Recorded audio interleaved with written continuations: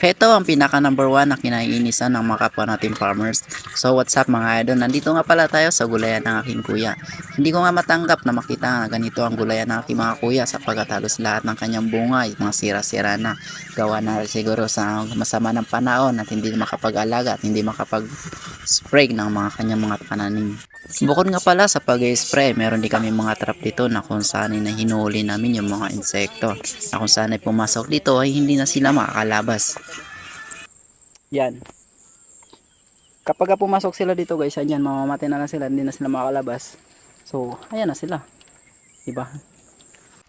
Sa paglalakad ko nga dito kung saan nakadurog ng puso na makita ang lahat ng bunga halos sira na. Hindi mo nga mapakinabangan kapag ganito na ang bunga ng iyong mga pananim sapagkat lahat ng mga dito ay magiging reject lang at hindi naman bibili. Sobrang sakit lang ang isipin, lahat ng pagod, hirap, sakripisyo, hindi mapapawi. Kung ganito lahat ng makikita mo, nasira lahat ng mga pananim mo, sadyang nakakadarog talaga ng puso sapagkat makikita mo lahat ng mga butas, may uod na, may sira na. Kahit na ganun pa man ang naging resulta, sikap lang, laban lang. Ika nga sa kasabihan, ang siyang sumusuko, ang siyang talo. Tama ba?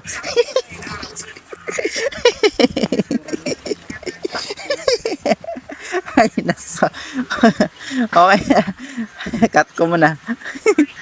Hindi mo mababawi lahat ng pagod, gastos, hirap kapag ganitan nangyari.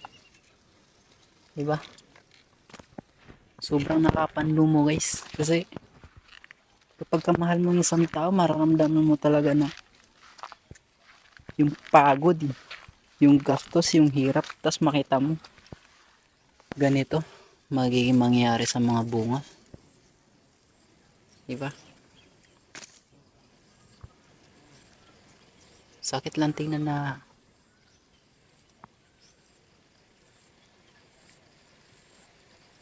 sayang. Sa halip na mabenta pa natin yung mga ganito, hindi na yun, nasisira, diba?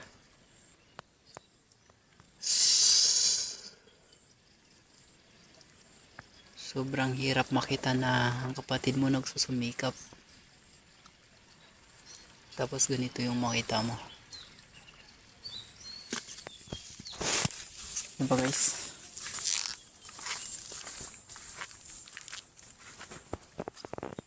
Pero ang dami pa namang bunga nito. Ayan o. Nakatambak lang yung mga sira. Paikot, ang daming. Yan, sa kabila meron din. Ayan o. Diba? Sayang to guys, maganito. Dahil sa maraming insekto. Tag-ulan. Kaya ganito.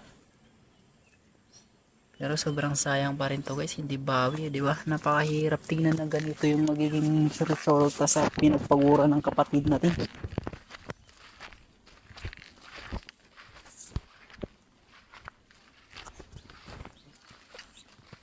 Sabihan ito. Ayan. Reject na naman to. Sira na naman to.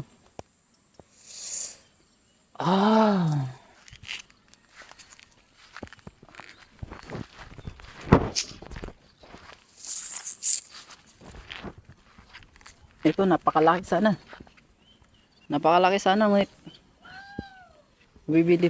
Magbibenta pa ba natin yan? Mga ganyan. Ito din. Reject na to. Ang sakit mo naman sa puso't balon-balunan. My God. Ay nako. Bawi na lang tayo next life. Bawi tayo next day. Bawi tayo. Ganun lang talaga ang buhay. Ganun lang talaga. Hindi sa lahat ng oras papabor. Papabor din ang panahon natin. Try and try lang until you die. Try and try until you die. Yun lang, try and try until you die.